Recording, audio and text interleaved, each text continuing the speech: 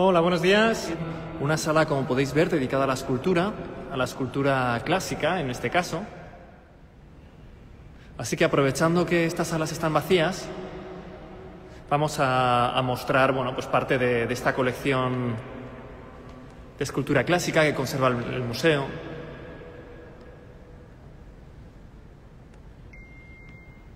Porque muchas veces el Museo del Prado se asocia sobre todo a la colección de pintura que tiene, que es una gran pinacoteca, tiene una de las colecciones más impresionantes de pintura, ¿no? de grandes artistas como Rubens, Velázquez, Goya, pero también es un museo de escultura. Tiene en torno a 1000 obras de escultura. Hoy nos centramos más en la clásica. De esas 1000 obras, alrededor de un tercio está dedicada a la escultura clásica.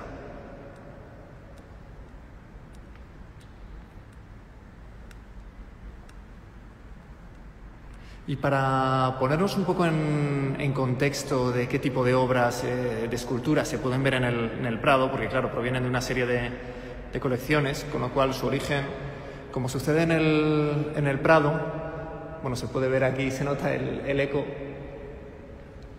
Como sucede con las colecciones del Prado, no es un museo enciclopédico, no provienen de compras, de unos artistas, de otros, hasta tener una colección, ¿no?, que abarque todas las épocas. El Museo del Prado, la colección que tiene, viene de su propia historia, de las compras que realizaron los diferentes reyes, de donaciones, en este caso sobre todo de la colección de Cristina de Suecia, pero luego también de compras de Felipe II, Felipe IV, Felipe V y Isabel de Farnesio.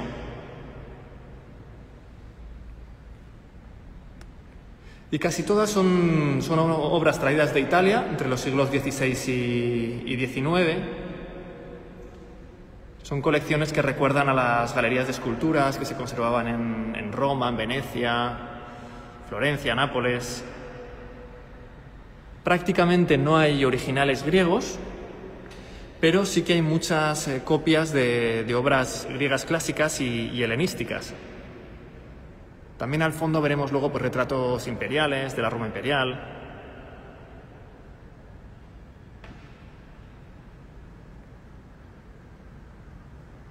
Porque en Roma, durante más de 3 siglos, se van elaborando una serie de copias más o menos fieles de las grandes obras griegas, las más prestigiosas, que se hacían en bronce originalmente.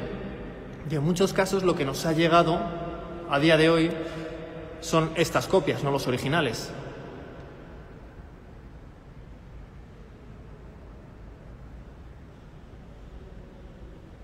Además, esto condiciona también el tipo de obra que nos llega, porque claro, se empieza a coleccionar en el siglo XVII, en donde hay un sentido del gusto que va variando, ¿no? Que a lo mejor no sería el mismo que es ahora, en donde, por ejemplo, las obras arcaicas se ven como algo más exótico, tienen menos interés, persiguen más aquellas obras más clásicas o helenísticas.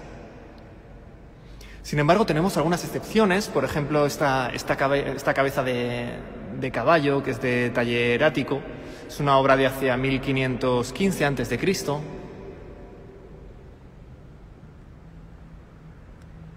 Vamos a mostrar la cartela para que os situéis un poco en el tiempo, por supuesto, mármol de Carrara.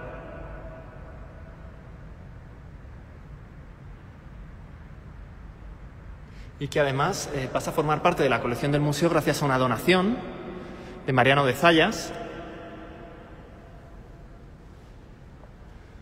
mexicano, para que se vea también la dimensión internacional que tiene el Museo del Prado. Y esta obra, no sabemos muy bien de dónde procede, parece que formaba parte de un friso, que quizá fuera una cuadriga, porque si vemos esta cabeza de caballo así está proporcionada, pero si lo vemos de perfil vemos que es muy fina. Entonces seguramente habría más cabezas al otro lado.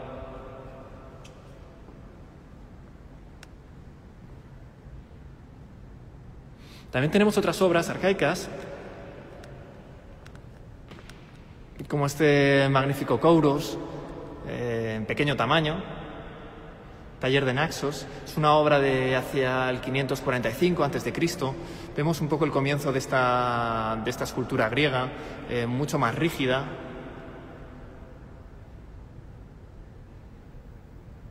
Donde vemos que casi no hay movimiento, es el movimiento de la pierna un poco adelantada.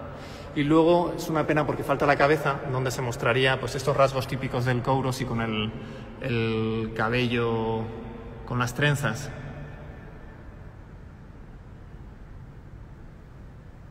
Y también donación de Mario de Zayas en 1944.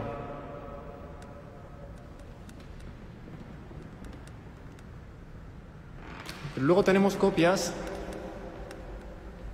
de la época clásica. La época clásica era mucho más valorada en el siglo XVII, como esta copia de taller romano de Adúmeno, realizada hacia el 140-150 después de Cristo. Es una réplica de la famosa obra de Adúmeno de Policleto, que se realiza hacia el 420. Pero la postura de los brazos es diferente, es una interpretación pues, totalmente diferente, porque el de Adúmeno se está atando una cinta. Pero este tipo de obras se encontraban a veces sin brazos y tenían que idear las posturas originales. Y entonces les añadían pues, los miembros, los brazos, lo reconstruían como pues, imaginaban que tenían que ser. Y a veces pues, se crean estas nuevas imágenes con un significado nuevo.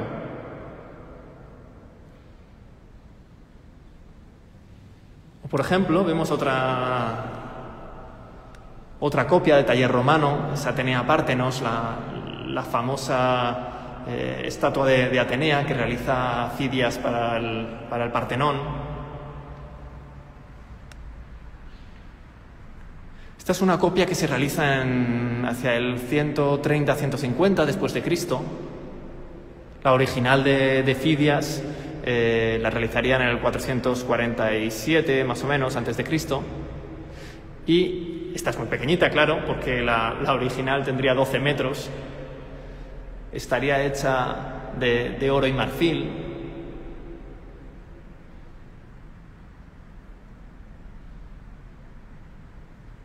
Y era todo un símbolo del poder de Atenas.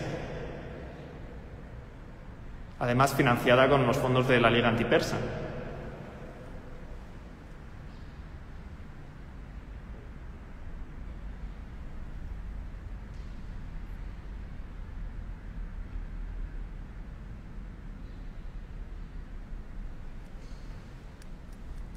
En esta sala se ve más arte clásico. Y vemos este tipo de esculturas, que son las hermas. Este es Afrodita Hieros, de taller romano, del 30-40 después de Cristo.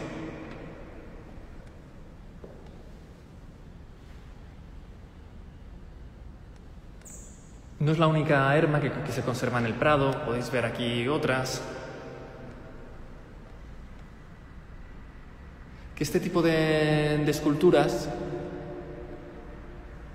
se llamaban hermas porque generalmente estaban dedicadas al dios Hermes, aunque también podía provenir de la etimología de la palabra que significaría bloque de piedra. Y lo que hacía era pues, delimitar espacios, por ejemplo, pues, dividir donde comenzaba una propiedad o acababa otra. También protegían contra pues, los malos espíritus, digamos.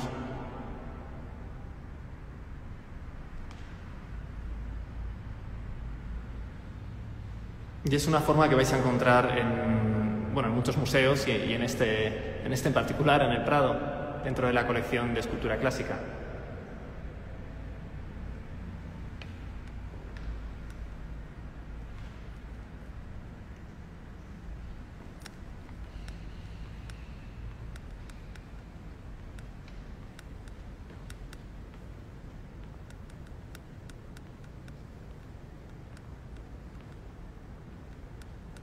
Además, esta colección del museo permite ver, bueno, pues cómo va cambiando el sentido del gusto o las formas de acercarse al arte, ¿no? de un periodo a otro. Por ejemplo, estas esculturas, conforme se iban encontrando en excavaciones, pues en muchos casos les faltaban extremidades, normalmente los brazos, porque es lo más frágil, ¿no? Está más expuesto y se rompe antes. Entonces, estamos hablando de en torno al siglo XVII, cuando se encontraba una escultura así, para esa época esa escultura estaba rota, hacía falta arreglarla. Entonces se encargaban a los mejores artistas, estamos hablando por ejemplo de Bernini y de su taller, que reemplazaran esos miembros que faltaban y restauraran de esta forma la escultura. Entonces lo que nos ha llegado a nosotros es una mezcla de la escultura original y esas interpretaciones del siglo XVII, con los diferentes añadidos. Es algo que se puede ver, por ejemplo, muy bien en este brazo. Estamos con esta flotita agachada de taller romano. Y vemos, aquí se puede ver bien, la junta. Este brazo sería una restauración del XVII, pero por ejemplo la cabeza sería original. Y esto hace también que la postura que estamos viendo ahora, pues quizá no fuera la original, la de la escultura original, porque en ese momento no tenían forma, ¿no? de saber cómo lo había creado el artista. Más adelante, ahora sí lo sabemos por comparación, porque realmente se iban creando modelos, ¿no? Modelos de Afrodita agachada, modelos de Venus, de Hércules, y entonces iban copiando. Entonces sabemos cómo era el prototipo por pura comparación.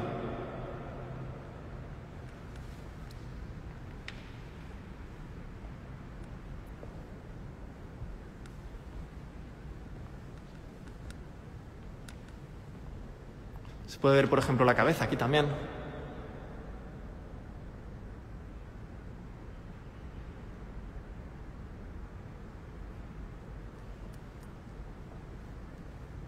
Y también este tipo de escultura es muy interesante porque nos hace ver cuál era la mitología, ¿no? Los dioses mitológicos que más representaban en la escultura romana.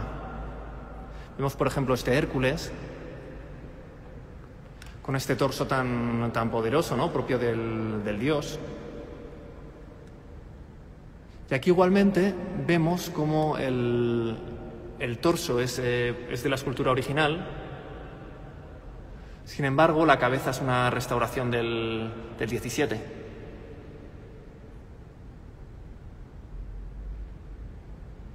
Sucede lo mismo con el brazo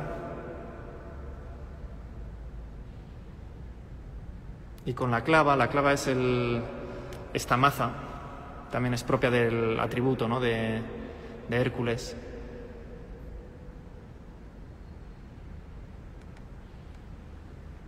Esta es una obra de hacia 150 después de Cristo, pero está inspirada en una obra de Hércules del año 450 a.C. Como podéis ver, son todo copias de originales griegos que luego a su vez son reinterpretadas más o menos, ¿no? por esos restauradores del XVII, donde destaca el taller de Bernini. También es muy interesante comparar la representación de los diferentes dioses con este Hércules cuyo máximo atributo es ese cuerpo poderoso, ¿no? esa fuerza. Al lado tenemos a Júpiter, portador de la égida, obra también fecha también hacia 150 después de Cristo, también con un cuerpo poderoso, pero bueno, no es su máximo atributo. También Júpiter, otro de los grandes dioses, ¿no? Más representados dentro de esta mitología. Y al lado tenemos a Dioniso, que llama la atención precisamente al compararlo con estos dos dioses, ese cuerpo más flácido, ¿no? Más propio de un adolescente, de un niño, esa mezcla de niño-adolescente.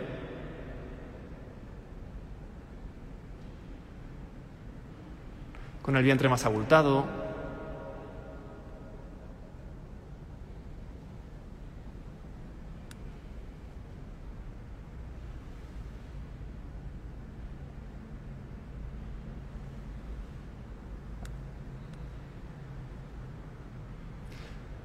Sí, sí, con la barriguita, ¿no? Eso es, el dios del vino, de los placeres, que también es muy representado en estas esculturas clásicas. Podemos ver cómo está lleno de fiestas dionisíacas. Por ejemplo, este baile en honor a Dioniso.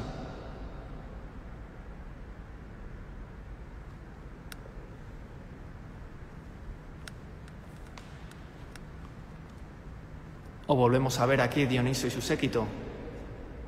Dioniso, que es este personaje que siempre está, pues siempre está ebrio, tiene que ser ayudado, ¿no? en estos bailes.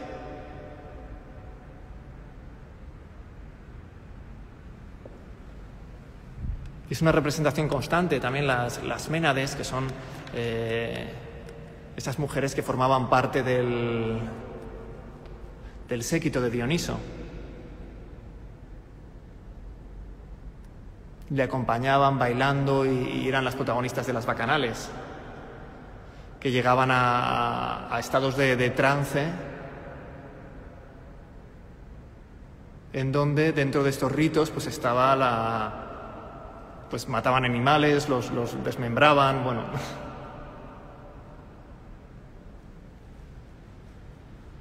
Esta es una obra de 120, 140 después de Cristo, que además destaca pues, la técnica de paños mojados, propia de Calímaco.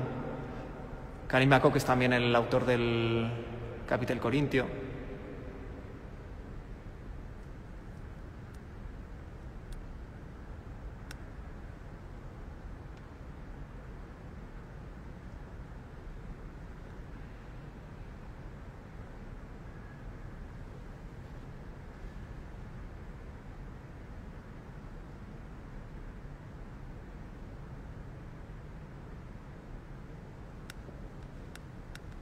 Y seguimos con las representaciones de Dioniso en esta magnífica fiesta dionisíaca. Aquí le vemos otra vez, también se tiene que apoyar, ¿no? Porque sigue también en ese estado tan que le caracteriza, ¿no? de ebriedad. Es el dios del vino.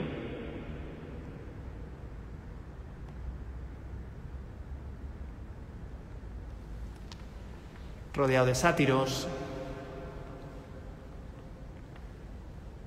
Este personaje podría ser Sileno. Sileno es representado también, pues, una persona de edad avanzada, también, pues, con...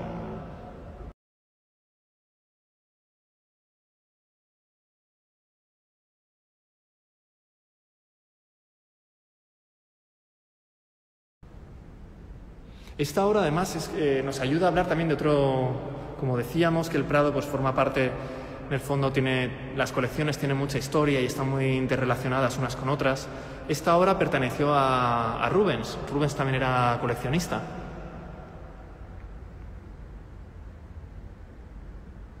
Vamos a mostrar la cartela, por si queréis luego profundizar en nuestra página web.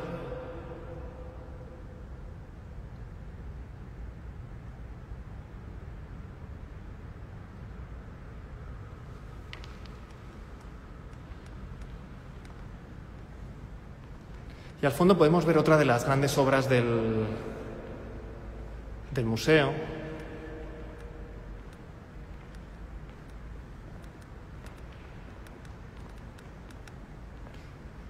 Como es este grupo de San Ildefonso.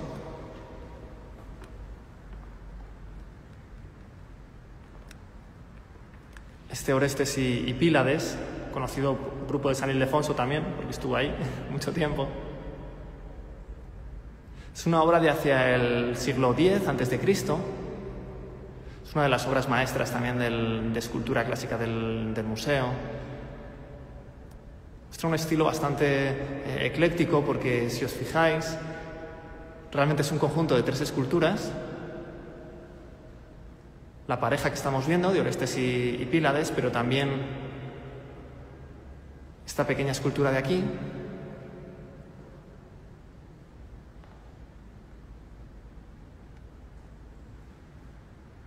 que están hechas cada una en un estilo diferente. Vemos esta parte más arcaica,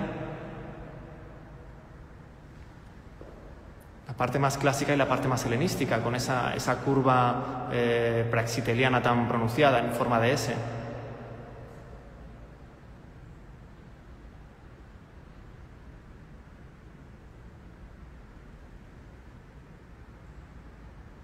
Que además, hablando de las restauraciones, como en el siglo XVII, pues cuando se encontraban estas esculturas y les faltaba la cabeza o algún otro miembro, pues lo solían sustituir. A veces creaban pues una cabeza nueva, o a veces reutilizaban las que se encontraban también en excavaciones. Encontraban una cabeza que podía ir con este grupo y la incorporaban. Y es lo que sucede con esta cabeza, que realmente es una cabeza que representa a Antinoo, que no es original de este grupo, pero que la incorporan con magnífico resultado.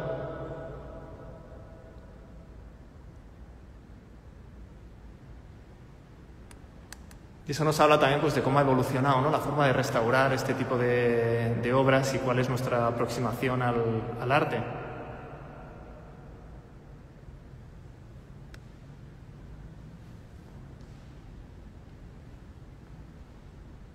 Si queréis conocer más sobre el origen de la colección de escultura del museo, en nuestro canal de Instagram estuvimos hablando hace no mucho con Leticia Azcue, que es la responsable de esta colección. Se puede ver en el canal de IGTV. Y también tenemos varios vídeos con Sonia Tortajada, que es restauradora de escultura del museo, que comenta, pues, cómo se llevan a cabo estas restauraciones y de algunas claves, ¿no?, de cómo se restaura una escultura de este tipo. De hecho, una de las claves que daba para ver qué parte era del siglo, bueno, era más actual y qué parte era más antigua, vamos a verlo en otro ejemplo. Aquí se puede ver mejor.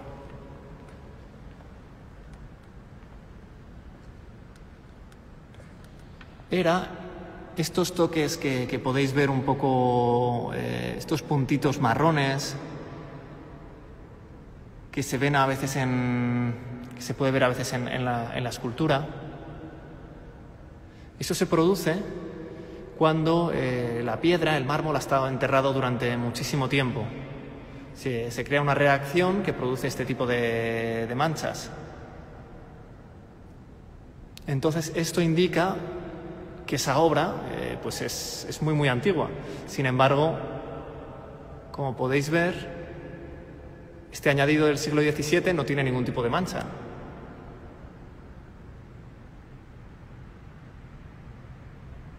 Entonces eso da pistas, ¿no?, sobre qué parte es original y qué parte, bueno, es original pero del XVII. Se puede ver también en la tortuga.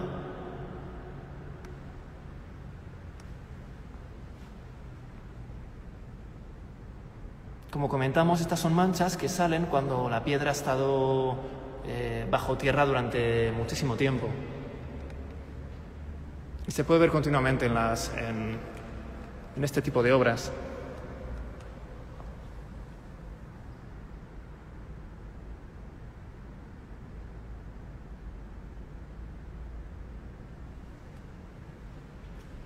O de forma, pues, más evidente todavía.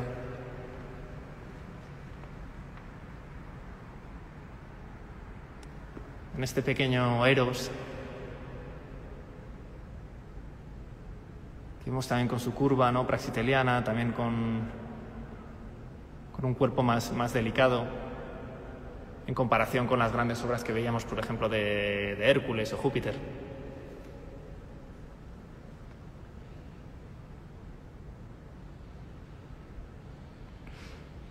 Si, al igual que la arquitectura, la parte restaurada de la escultura no se diferencia.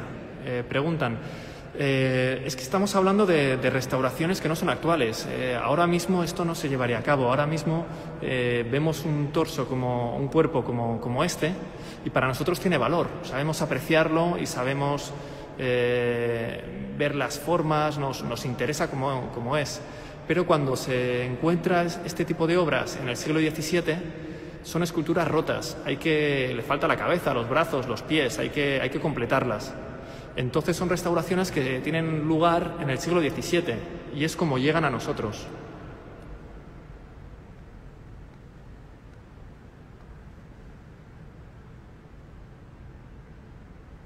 Y vamos a dejarlo aquí. Os recomendamos, si podéis, bueno, vamos a ver aquí más ejemplos también de restauración que son muy claros. Fauno con el cabrito, por ejemplo, veis la pierna, pues encontrarían esta escultura sin piernas y claro, había que completarla.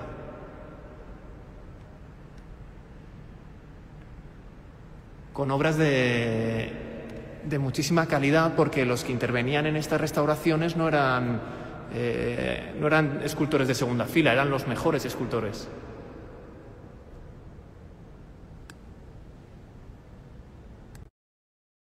Animamos a profundizar en YouTube y en Instagram. Hemos estado hablando en otras ocasiones de esta colección de escultura del museo. Lo dejamos, mañana continuaremos a las 12. Todos estos días estamos haciendo directos a las 12, así que os esperamos y muchísimas gracias por seguirnos.